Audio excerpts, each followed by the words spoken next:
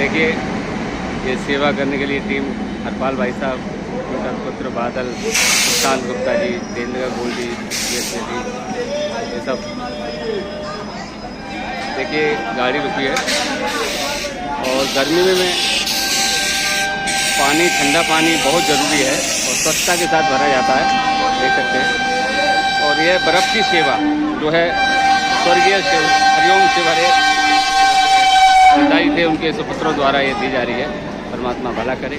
और जिन जिन भाइयों ने इसमें पुनीत कार्य में सहयोग किया है उन सभी के हम खुशहाल जीवन की कामनाएं करते हैं।